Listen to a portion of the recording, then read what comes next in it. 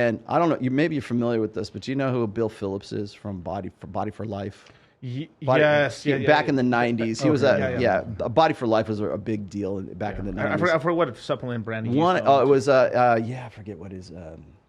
Anyway, it's long. That was a '90s thing. It was a '90s bodybuilder kind of thing. But there was a thing in the documentary that he did called Body for Life, and he said something to the effect of like, "Would you leave the house without taking a shower?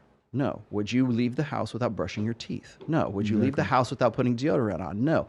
Would you leave the house then without working out?" So he looked at it in terms of like working out was kind of a form of hygiene. Exactly. And so I took that to heart, and I'm like, yeah, I would not leave the house without working out or like, moving my body, or at least because I'm sitting like in front of a computer all the time. Right. And there's no natural light in my world, right? Because I'm working in graphic design or video or whatever I'm doing, or I'm at a club or something like that. So it's like for me, there were literally times where I would get up in the morning, it would be pitch dark outside. I'd go to the gym, I'd work out. I might see a little bit of daylight from like 6 to 7 a.m.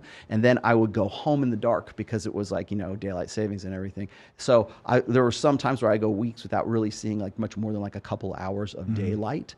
And so I thought about that, and I go, you know what, I can't live like this. I have to move. And so that's just, I just got into the habit of doing it. And that's what I mean when I want to see more men and women, men